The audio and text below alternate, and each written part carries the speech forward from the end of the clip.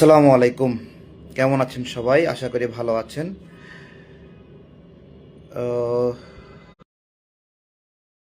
ছিল 2018 সাল থেকে এই প্রশ্ন ফাঁসের বিষয়টি আমি খুব করে খেয়াল করি এবং 18 সালের শিক্ষক নিয়োগে যে পরীক্ষাটা ছিল, আমরা আমরা আমার মনে আছে শহীদ মিনারে আমরা এই প্রতিবাদটা করেছিলাম ব্যাপকভাবে।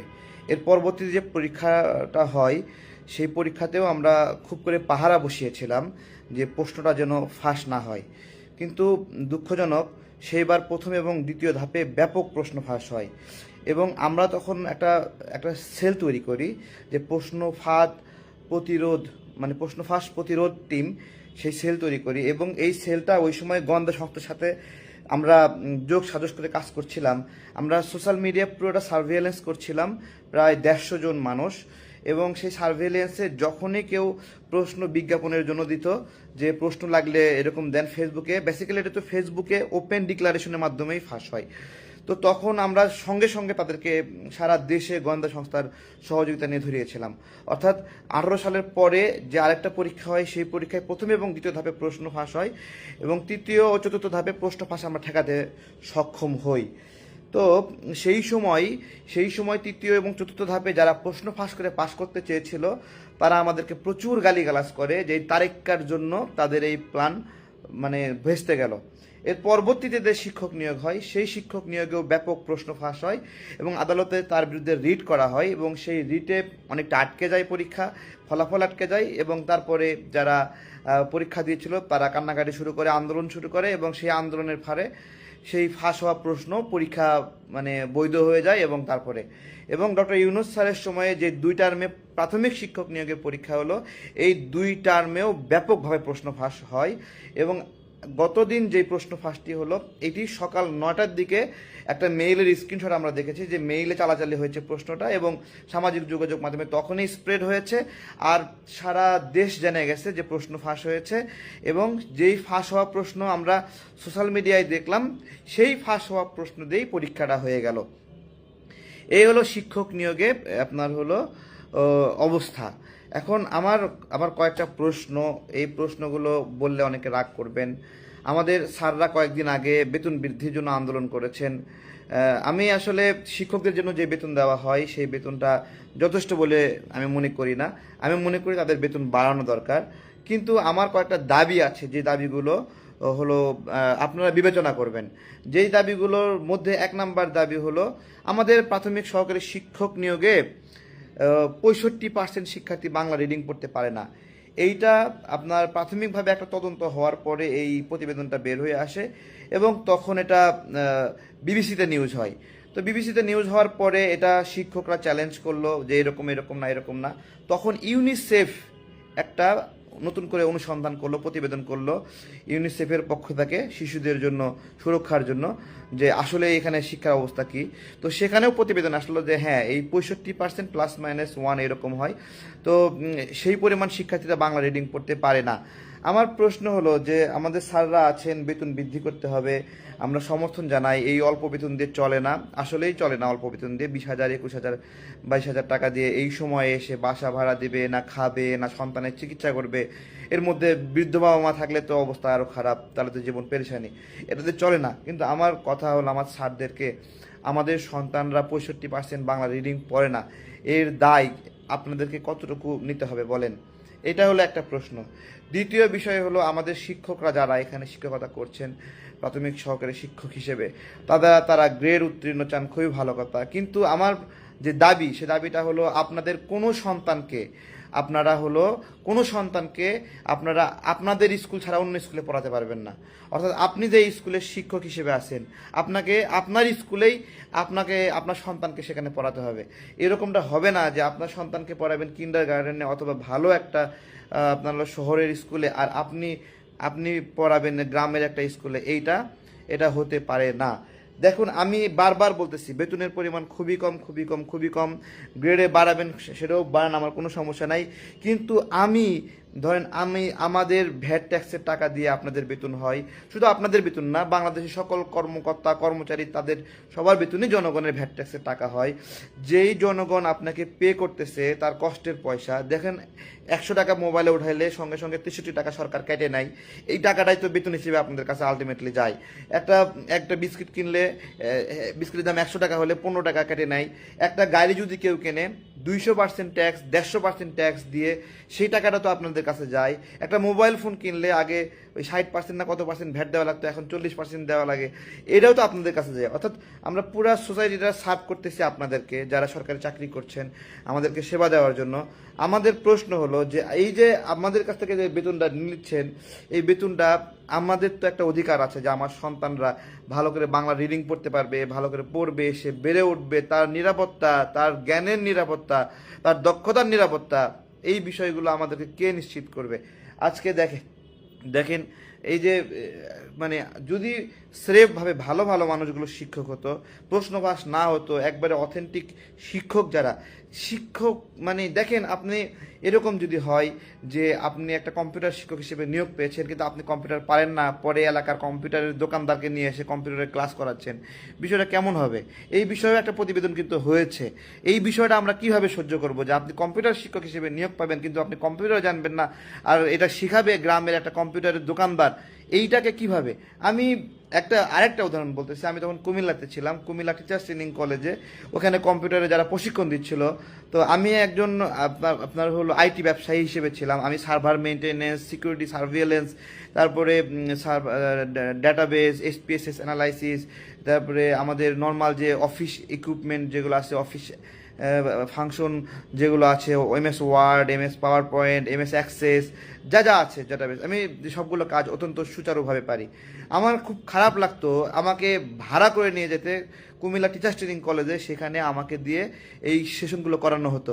হার্ডওয়্যার মেনটেন্যান্সের জন্য একজন শিক্ষক আছে, সে হার্ডওয়্যারের কাজ পারে না, আমি গিয়ে সেখানে হার্ডওয়্যারের ক্লাস নিয়েছি, আমি গিয়ে সেখানে শিখিয়েছি। এটা যদি প্রশিক্ষকদের অবস্থা হয়, ঠিক আছে, তাহলে প্রশিক্ষকরা শিক্ষকদেরকে কি শিখাবে এবং শিক্ষকরা ছাত্রদেরকে কি শিখাবে? এই বিষয়গুলোর আবেদন আমরা কোথায় করব? কার কাছে যাব? আমরা কিভাবে এখান থেকে মুক্তি পাবো? এই যে গণহারে প্রশ্ন ফাঁস, ভাইরে ভাই, আপনি শিক্ষক হতে চান বাট আপনার সেই জ্ঞানটা নাই। আপনি এই শিক্ষকতা এটা কি কোনো ভাত খাওয়ার মানে রুটি রুজির কোনো একটা পেশা? যে এটা কমন অন্যান্য রুটি রুজির পেশা যেগুলো আছে সেগুলোর সাথে শিক্ষকতা পেশা এক জিনিস। আপনি একজন শিক্ষক হিসেবে নিয়োগ পাইছেন, আপনাকে পড়াতে বলছে, আপনি পড়াতে পারতেছেন না, আপনার চেয়ে অসহায় ব্যক্তি তো ওখানে আর কেউ হবে না ভাই। এই বিষয়টা আপনারা কিভাবে আপনারা বিবেচনা করবেন? যারা শিক্ষক হিসেবে নিয়োগ পাচ্ছেন তারা প্রশ্ন ফাঁস করে এখানে গিয়ে ঢুকবেন যে আমাদের সন্তানদেরকে কি পড়াবেন আপনারা?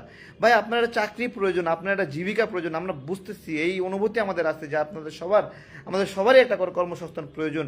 কিন্তু আমার এলাকায় ধরেন একটা মেধাবী ছেলে আছে, সে ওই মেধাবী ছেলে আমাদের এলাকার শিক্ষক হিসেবে আমাদের সন্তানদেরকে পড়াবে, সেই মেধাবী ছেলেকে ল্যাংমাইরা প্রশ্নটা হাতে পাইয়া আপনি মেধাবী নয়, আপনি সেই স্কুলের শিক্ষক হয়ে যাচ্ছেন কিভাবে?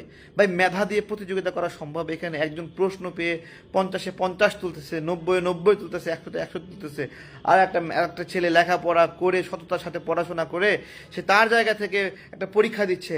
ভাই, একটা পরীক্ষা দিয়ে অনেস্টলি একটা খুব আপনার মেধা যোগ্যতা সব কিছু দিয়ে একটা পরীক্ষা দিয়ে আপনার 70 পাওয়া এতটা সোজা কথা না, 80 পাওয়া এতটা সোজা কথা না।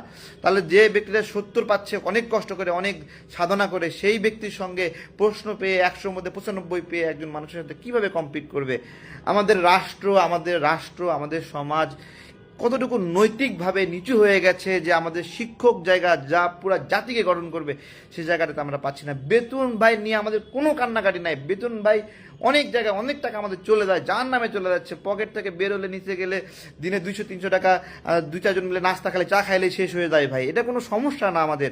আমরা আমাদের সন্তানদের ভবিষ্যৎটা চাই, আমাদের সন্তানদের গ্যারান্টি চাই। আমার সন্তান আজকে 2 বছর পার হয়ে 3 বছরে পড়তে যাচ্ছে, কয়েকদিন পরে সেই স্কুলে ভর্তি করার জন্য আমাকে বিবেচনা করতে হবে।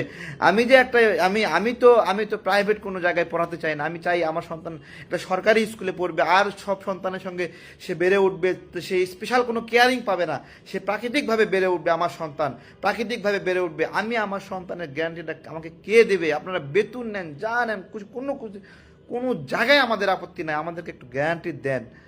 গ্যারান্টি দেন। আমরা আমরা নিতে পারতেছি না। আমাদের বুদ্ধির বয়সে আমরা 18 সাল থেকে অ্যাক্টিভিজম করি, লড়াই করি, এই সময়টা থেকে একটা বছর আমরা পেলাম না যেই বছরে শিক্ষক নিয়োগে প্রশ্ন ফাঁস হলো না। এই একটা জায়গায় একটু কঠোরতা করা যায় না, একটা জায়গায় একটু শক্ত করা যায় না? কিভাবে কিভাবে করা যায় সেটা বিভাগীয় শহরে পরীক্ষা নেবেন না কিভাবে নেবেন আমরা জানি না, কিন্তু এমনটা হলে কেমন করে হবে? দরকার হলে আমি একটা কথা বলি, আপনারা আপনারা শিক্ষক নিয়োগের ক্ষেত্রে এই যে এমসিকিউ সিস্টেম এটা পুরোপুরি বাদ দেন। এটা কি একটা পরীক্ষা? শিক্ষক নিয়োগের মতো পরীক্ষা এমসিকিউ ছোট করে টিক মারে লিখে লিখে ছোট একটা প্রশ্ন উত্তর দিয়ে এরকম করে হয়? ওপেন বুক পরীক্ষা দিয়ে দেন। ওপেন বুক পরীক্ষা বোঝেন? সব বই নিয়ে গিয়ে সব ক্লাসরুমে বসবে, ওই বই দেখে দেখে লিখবে, লিখুক। তারপরেও আপনার হলো ওপেন কম্পিটিশন, মেধার এখানে যাচাই হোক, ওপেন বই সবার কাছে বই দিয়ে দেন, বই দেখে দেখে লিখবে। 10টা বই নিয়ে যাবে, প্রশ্ন ইনস্ট্যান্ট আপনার হলো স্ক্রিনে ভেসে উঠবে, এরকম প্রত্যেকটা ক্লাসরুমে স্ক্রিন থাকবে, স্ক্রিনে প্রশ্ন ভেসে উঠবে ওখানে, এবং প্রশ্ন আগে দরকার হলে ফাঁস করে দেন। ঠিক আছে, যে এই সাজেশন দিয়ে দেন, এই দিয়ে দেন, তারপরে দেখে দেখে দেখে দেখে লিখুক। বই ঘাইটা ঘাটে যত ওই 3 ঘন্টা যা লিখতে পারে লিখবে, 2 ঘন্টা যা লিখতে পারে লিখবে। এর মধ্য দিয়ে ওই লিখা দেখে, ওই চর্চা দেখে আমরা ওখান থেকে খুঁজে পাবো যে কে আসলে মেধাবী, কে আসলে মেধাবী না। শিক্ষক নিয়োগে যেভাবে পরীক্ষা হচ্ছে, যে বাছাই হচ্ছে না, পরীক্ষা নিচ্ছে ছোট একটা এমসিকিউ নাম দিচ্ছে লিখিত, লিখিত পরীক্ষার পরে আবার কি কাহিনী হয় শোনেন। লিখিত পরীক্ষার পরে ধরেন একটা লিখিত পরীক্ষায় পাশ করাইছে 30,000, কিন্তু শিক্ষক নেবে 15,000। এখন লিখিত পরীক্ষায় যে 30,000 পাশ করাইছে আর 15,000 শিক্ষক নেবে, আগে থেকে তো ডিক্লারেশন করা আছে, তাহলে বাদ দিবে কিভাবে বাকিগুলোকে? ভাইবা নেওয়ার মধ্যে, ভাইবার মধ্যে যারা বেশি ভালো করবে লিখিত এবং ভাইবার নাম্বার যোগ করে তারা পাশ করবে। কিন্তু এই যে 15,000 নিয়োগ দিল, বাকি যে 15,000 নিয়োগ পাইলো না, লিখিত পরীক্ষায় পাশ করছিল, ভাইবাই যারা ফেল করছে তারা এখন আন্দোলন শুরু করে যে আমাদেরকেও আবার লিখিত পরীক্ষায় আমরা পাশ করছি, আমরা হলো ভাইবাতে ফেল করছি, তো কি হয়েছে, আমাদেরকে এখন নিয়োগ দিতে হবে। আন্দোলন চলতেছে, রিটের পরে রিট চলতেছে, কোনো একটা সুন্দর ব্যবস্থাপনা নাই যে কিভাবে। আমাদের এখানে অনেক আনএমপ্লয়মেন্ট, আমাদের এখানে অনেক সমস্যা, আমাদের ছেলেপেলে কর্মসংস্থান দরকার, সব ঠিক আছে, কিন্তু শিক্ষক নিয়োগের মতো জায়গায় রাষ্ট্র যদি সুরক্ষা দিতে না পারে সঠিক মেধাবীদেরকে, ভাই আমার এলাকাতে আগে সবচেয়ে বড় সমস্যা ছিল 80% কোটা ছিল এই শিক্ষক নিয়োগে, 80% কোটা, 60% নারী কোটা, 20% হলো পোষ্য কোটা, মানে শিক্ষক যারা তাদের সন্তানদেরকে নর্মালি তারা নিয়োগ পাচ্ছে না, তারা তাদের সন্তানের জন্য স্পেশাল কেয়ারিং এর মাধ্যমে কোটার মাধ্যমে নিয়োগ চায়। এই 80% কোটায় গেল, এর মধ্যে আবার বিজ্ঞান কোটা আছে, সব মিলাই এমন একটা অবস্থা, মেধার ভিত্তিতে নিয়োগ পাওয়া একটা টাফ বিষয় ছিল। সেই জায়গা থেকে বের হয়ে আজকে কোটা মুক্ত একটা নিয়োগের সুযোগ তৈরি হয়েছে, সেখানে এসে আরো ভয়াবহ অবস্থা, প্রশ্ন ফাঁস হচ্ছে। কিভাবে কি করবেন?